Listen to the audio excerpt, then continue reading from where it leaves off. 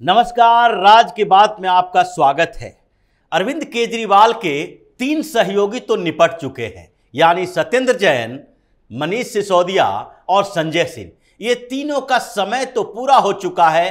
अब ये छटपटाते रहें, जेल से बाहर आना मुश्किल दिख रहा है। अगर by the way supreme court, high court के सामने गिड़गिड़ाते गिड़गिड़ाते मिलॉर्ड को अगर कुछ दया आ गया और कुछ समय के लिए बेल दे भी दिया, तो ये बेल पर ज्यादा दिन तक बाहर नहीं रह पाएंगे। इनको फिर से ईडी और सीबीआई दोनों दबोच लेगी और फिर जेल के अंदर ही डालेगी। जैसे सत्येंद्र जैन के मामले में हुआ, वो थोड़े समय के लिए बाहर आते हैं, फिर अंदर चले जाते हैं तिहाड़ के में। और अब जो नंबर आया है वो अरविंद केजरीवाल का है, क्योंकि जो इनको नोटिस मिली है इन लोगों के बाद, उस नोटिस से अरविंद केजरीवाल की घबराहट बढ़ गई।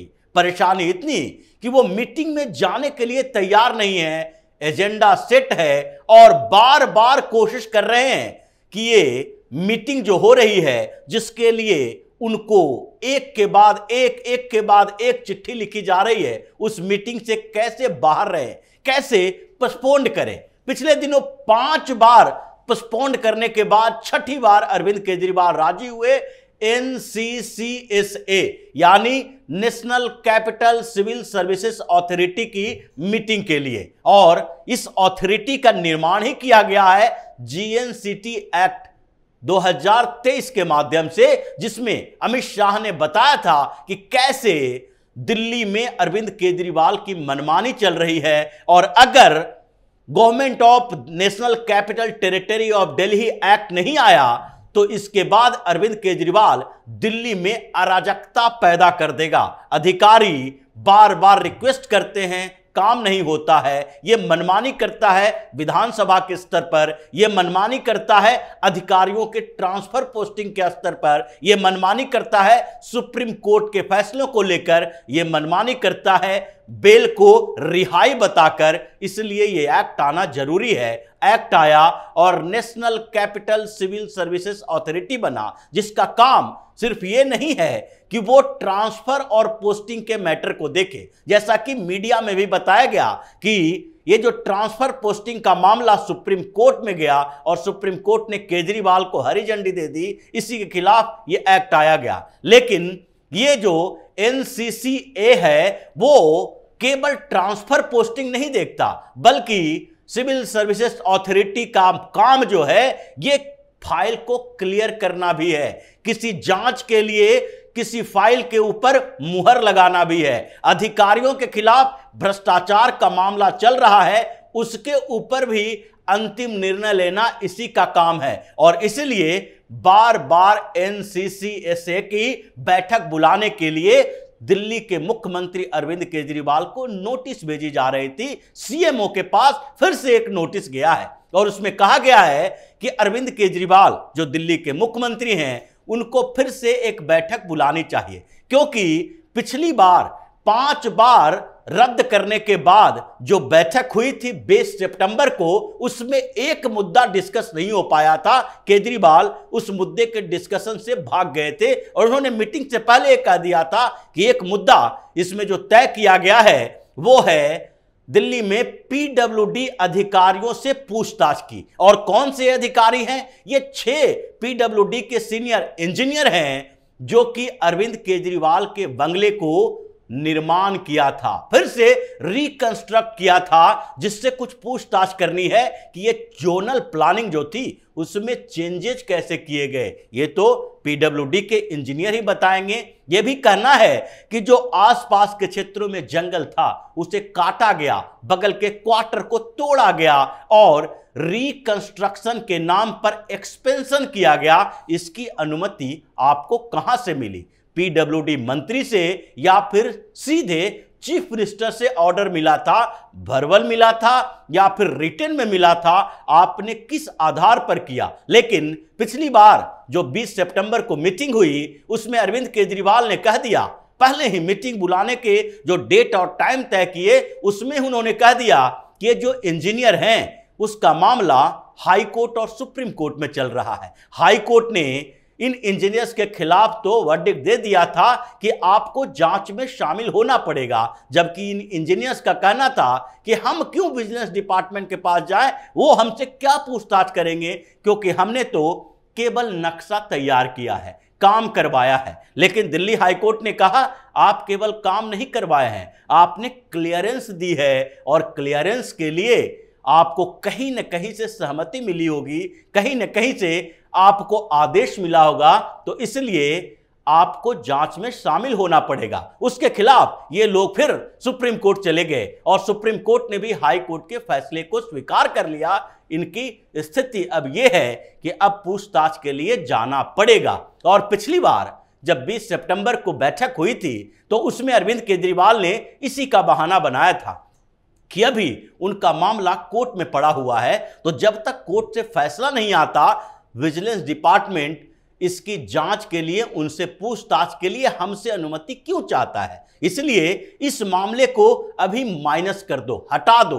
पिछली बार जो 6 एजेंडे थे उसमें एक एजेंडा यह भी था NCCSA की मीटिंग के लिए कि इसमें बंगला घोटाला जो कहा जा रहा है उसमें 6 इंजीनियर की भूमिका जो है उससे विजिलेंस डिपार्टमेंट पूछताछ करे। लेकिन इस बार तो केजरीवाल अटक गए हैं। केजरीवाल के पास कोई बहाना नहीं है, क्योंकि इस बार जो एक लेटर भेजा गया है CMO को, और बार बार ये कहा गया है कि 1-2 नहीं बल्कि 8 मुद्दे हमारे पास ऐसे हैं जिसके लिए अरविंद केजरीवाल सहमति नहीं दे रहे हैं, और मुख्यमंत्री के साथ बैठक की सख्त जरूरत है, क्योंकि national capital civil services authority जो बनाया गया है उसमें 3 मेंबर हैं, और एक है चीफ मिनिस्टर दिल्ली के, दूसरे हैं जो प्रिंसिपल सेक्रेटरी होम के डिपार्टमेंट के हैं वो अश्विनी कुमार, और तीसरे चीफ सेक्रेटरी दिल्ली के नरेश कुमार। अब इन तीनों को बैठना होता है और फिर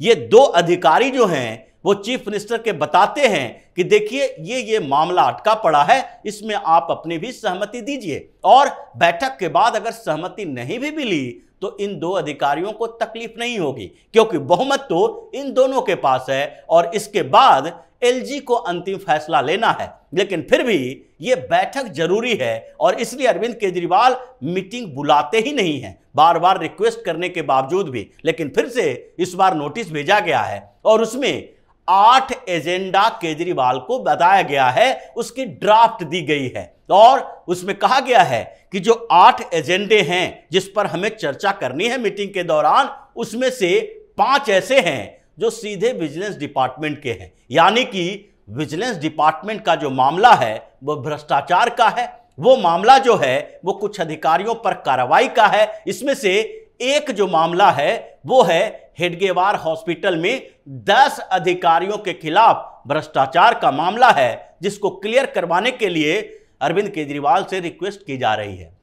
लेकिन ये कट्टर ईमानदार कहे जाने वाले अरविंद केजरीवाल भ्रष्टाचार के मामले में उन अधिकारियों पर कार्रवाई का आदेश नहीं दे रहे हैं। मीटिंग में वो इसे टाल देते हैं, क्योंकि विजिलेंस डिपार्टमेंट को CM की अनुमति भी चाहिए, इसलिए अधिकारियों पर कार्रवाई नहीं हो पा रही है, और ये आम आदमी पार्टी से जुड़े हुए लोग हैं, इसलिए कार्रवाई नहीं की जा रही है। दूसरे जो हैं वो है दूसरे एक हॉस्पिटल में साइंस लेबोरेटरी के कुछ स्टाफ के ऊपर कार्रवाई करने की। फिर इसमें एक और एजेंडा जो है वो भ्रष्टाचार के दूसरे मामलों के साथ संवैधानिक संस्थानों में अपॉइंटमेंट का है। 21 सिविल सर्विसेज अधिकारियों को, यानी कि IAS दैनिक कैडर के अधिकारियों के पोस्टिंग अरविंद केजरीवाल पिछले 3 महीने से नहीं कर रहा था, क्योंकि उसे लग रहा था कि ये जो पोस्टिंग है ये इन 2 अधिकारी जो कि केंद्र सरकार के करीबी हैं, LG के करीबी हैं, उनके कहने पर हो रहा है, ये हमारे खिलाफ जा रहा है, इसलिए मीटिंग से भाग रहा था। लेकिन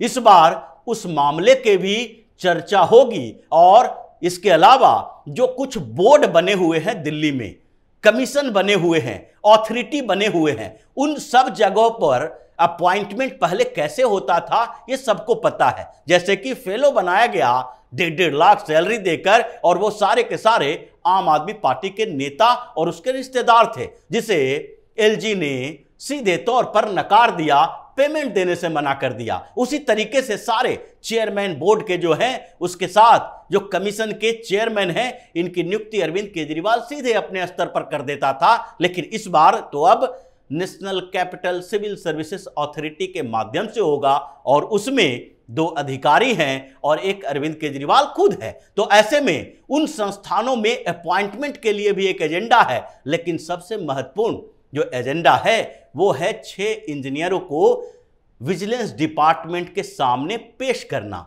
और उसके लिए अरविंद केजरीवाल फिर से चुप्पी साधे हुए हैं, मीटिंग कर नहीं रहे हैं। ये 3 दिन हो गया, 2 बार नोटिस भेजी जा चुकी है कि अगली मीटिंग करो, और अरविंद केजरीवाल मीटिंग से भाग रहे हैं कि अगर मीटिंग हुई और मीटिंग में यह चर्चा हुई, हम तो बेइज्जत होंगे ही, लेकिन उसके बाद फिर अगर सहमति हमारी नहीं भी रही तो 2 अधिकारी सहमत होंगे, बहुमत होगा और फिर एलजी के पास फाइल भेज दी जाएगी। यानी केजरीवाल के गुनाहों की 8 फाइल खुल चुकी है एक साथ, और इन 8 एजेंडों पर जो मीटिंग में चर्चा होनी है, अगर केजरीवाल वो मीटिंग नहीं बुलाता है तो तैयारी इस बात की है कि 1-2 नोटिस के बाद उस मीटिंग के बिना ही फाइल आगे बढ़ा दी जाए और सीधे एलजी से परमिशन लेने की जरूरत हो तो वहां एलजी से परमिशन ली जाए। क्योंकि जो बंगला है केजरीवाल का, उसमें जो इंजीनियर से पूछताछ होनी है वो तो सुप्रीम कोर्ट से भी लौट कर चले आए।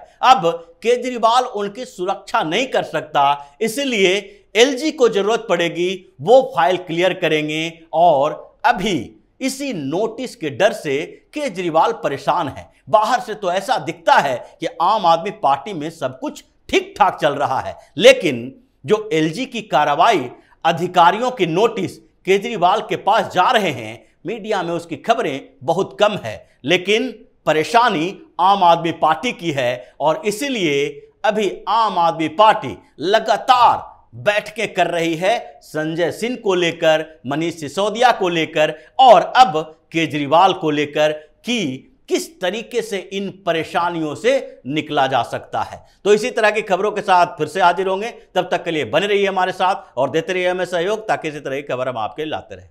धन्यवाद।